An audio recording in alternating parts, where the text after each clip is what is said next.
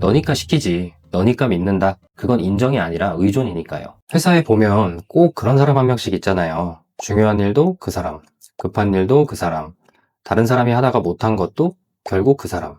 어떻게 시켜도 알아서 잘하니까요. 반대로 일을 자주 미루거나 사고를 많이 치는 사람한테는 점점 중요한 일들을 맡기지 않게 되죠. 그러다 보니까 일을 못할수록 회사가 편해지고 잘할수록 다니기 힘들어지는 회사가 되는 거예요. 회사에서 일하다 보면 어느 순간에 이걸 내가 왜 하고 있지? 이런 생각하신 적 있으실 거예요.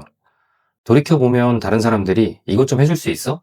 이렇게 시작된 일이 몇 번씩 반복되고 나니까 이제 그것도 그냥 내가 해야 되는 일이 돼버린 적이 있으실 거예요. 원래 하던 일은요? 그건 그거대로 해야죠. 오늘은 회사에서 일을 잘하는 사람한테 계속 일 시키다가 어떻게 그 사람을 나가 떨어지게 만드는지, 그리고 그런 사람이 진짜로 그만두려고 할 때 그 사람을 정말 놓치고 싶지 않다면 회사에선 일을 어떻게 지시해야 되는지도 같이 얘기해 보려고 합니다. 제가 약간은 비슷한 경험이 있는데요. 회사 생활할 때 그 당시에 제가 다녔던 회사가 인테리어 자재 관련해서 담당하고 있던 회사였거든요. 고객사가 진행하는 프로젝트에 대한 설계랑 납품까지 진행하던 회사였는데 제가 거기서 영업 쪽 파트에 있었거든요. 근데 영업부는 아시겠지만 전화도 많이 하고 아침에 나갔다가 다른 직원들 퇴근할 때 다시 사무실로 들어와서 밀린 서류 작업들 뭐 이런 것들 좀 하고 주말에 출근해서 평일에 못했던 여러 가지 업무를 보는 게 일상이라고 보면 되거든요.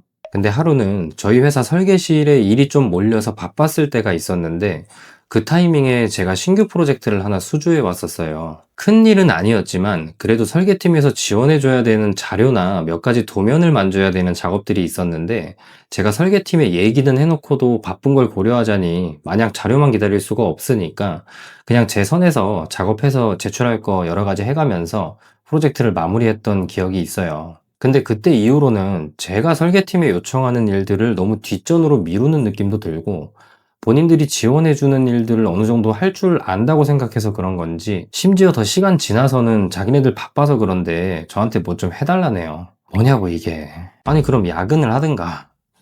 이런 일이 계속 반복되잖아요. 그러면 이 사람은 이것도 할 줄 아는구나.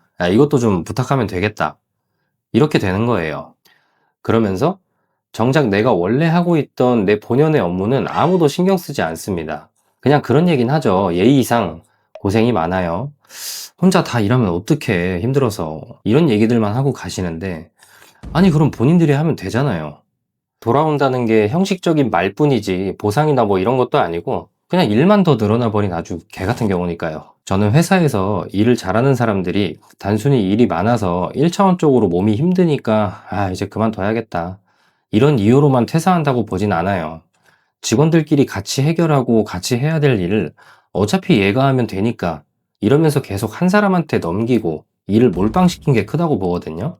저는 좋은 리더가 회사에서 일 잘하고 역량이 좋은 사람만 계속 찾고 시키고 그런 사람은 아니라고 생각해요. 진짜 좋은 리더는 다른 사람들도 직접 많은 일에 부딪혀보고 여러 가지 경험도 해보고 이러면서 결국엔 팀 전체가 같이 호흡을 맞춰서 일을 해낼 수 있게 만드는 사람이라고 생각합니다. 지금 제 얘기를 조금 더 뚜렷하게 뒷받침해 줄 수 있는 책을 하나 준비해 봤는데요.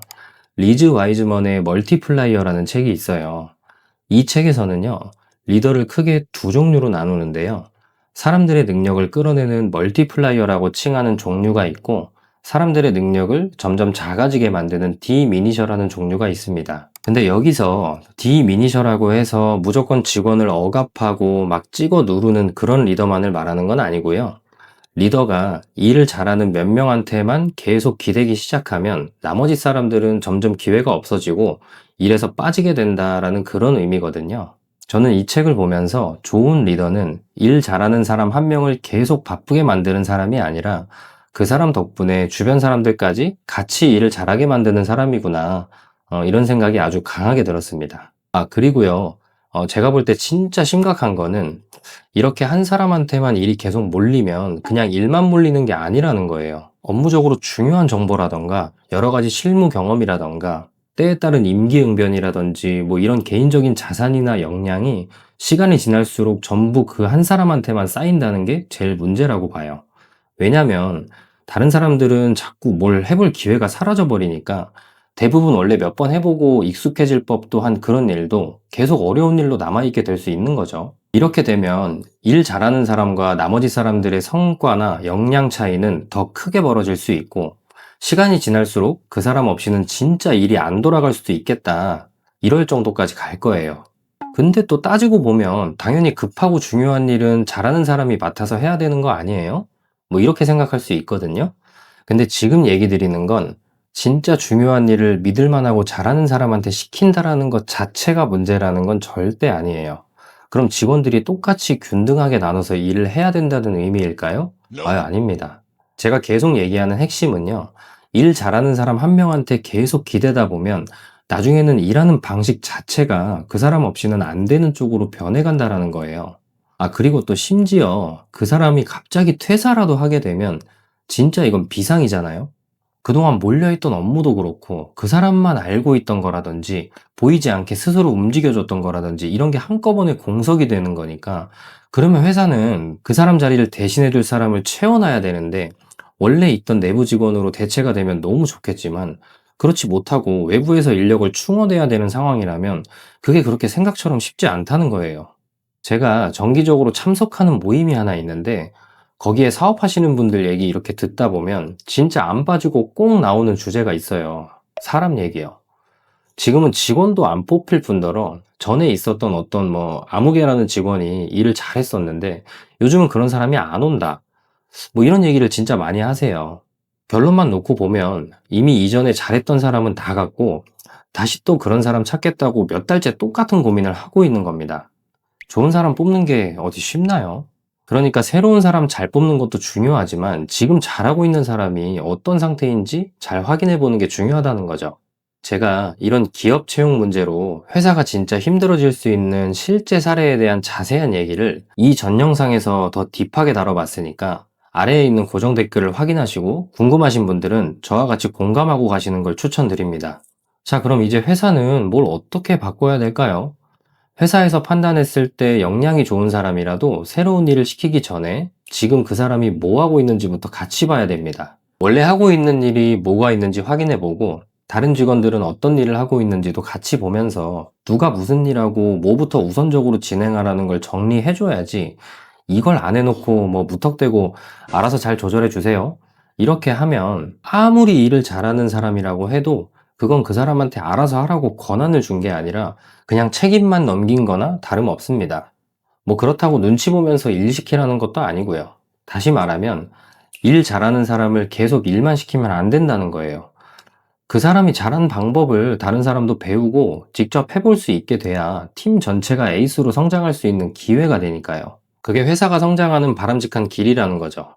마지막으로 큰 책임을 맡겼다면 그만큼 달라지는 것도 있어야 됩니다. 역량에 따라서 일정과 우선순위 같은 걸 조정할 권한도 주겠지만 그에 맞는 보상도 내려줘야죠. 그리고 큰 일을 끝냈다면 바로 다음 일을 시작하기 전에 숨 돌리게 해줄 시간도 필요하고요.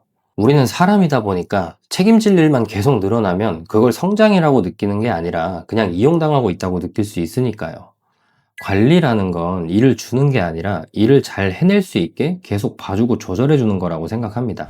저는 개인적으로 회사가 일 잘하는 사람만 계속 찾는다고 해서 그 사람을 정말 인정해 주는 거라고 생각하지 않거든요. 그런 사람이 없으면 일이 안 되고 무슨 일만 생기면 다들 그 사람부터 찾는다?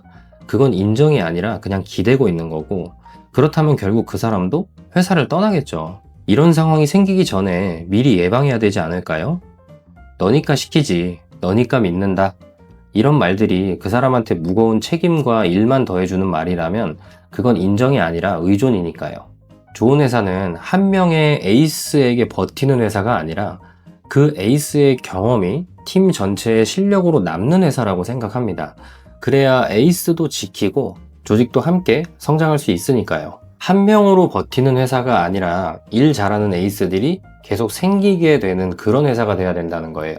혹시 지금도 우리 회사는 역량이 좋은 누구 한 명만 계속 찾고 있다면 그게 진짜 인정인지 의존인지 한번 생각해 보셨으면 좋겠습니다. 오늘 영상도 끝까지 시청해 주셔서 감사합니다.